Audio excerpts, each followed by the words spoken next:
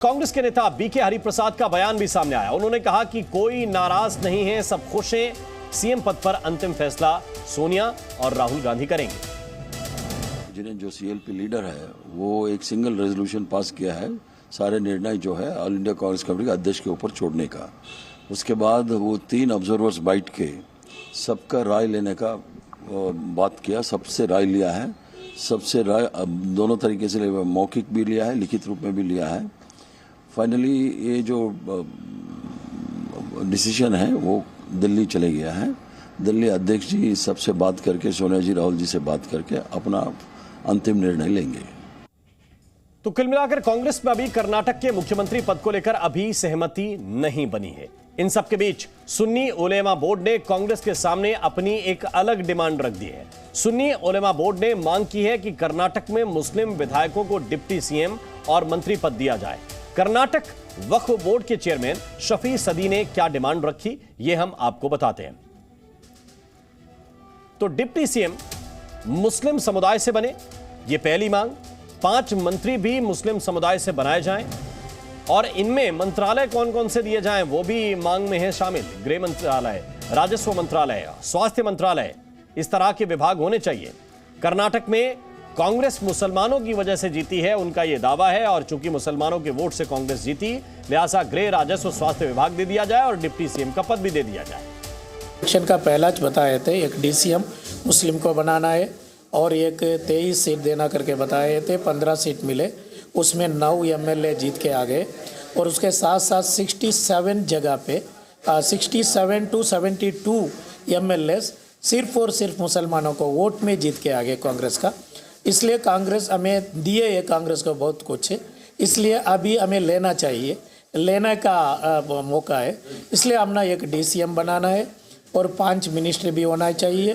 वो मिनिस्ट्री भी अच्छा एक पोर्टफोलियो मिलना, जैसा कि एक होम और रेवेन्यू, एजुकेशन, वैसा पोर्टफोलियो देके मुसलमानों को शुक्रगुजारना, एक शुक्र अदा करने का भी कांग्रेस पार्टी का बहुत बड़ा एक जिम्मेदार बनते। तो सुन्नी उलेमा बोर्ड ने कांग्रेस से मुस्लिम डिप्टी सीएम और मंत्री बनाने की मांग की, तो कांग्रेस के कुछ विधायकों ने समर्थन भी किया। कांग्रेस विधायक आसिफ सैद और टीबी जयचंद्र ने सुन्नी उलेमा बोर्ड की डिमांड का समर्थन किया।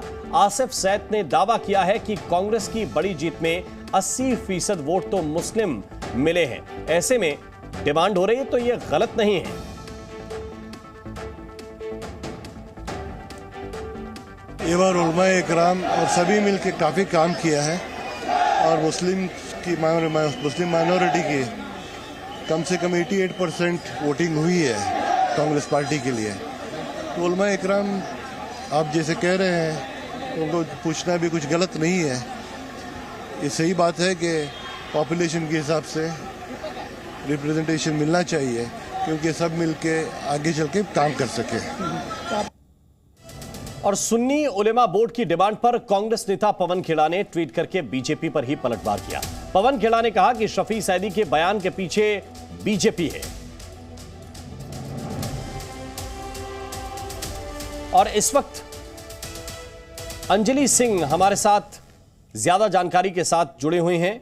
एक तरफ पवन खेड़ा कह रहे हैं कि इस डिमांड के पीछे अंजलि भारतीय जनता पार्टी है, लेकिन विधायक तो कांग्रेस पार्टी के भी सपोर्ट कर रहे हैं कि डिमांड में कुछ भी गलत नहीं है।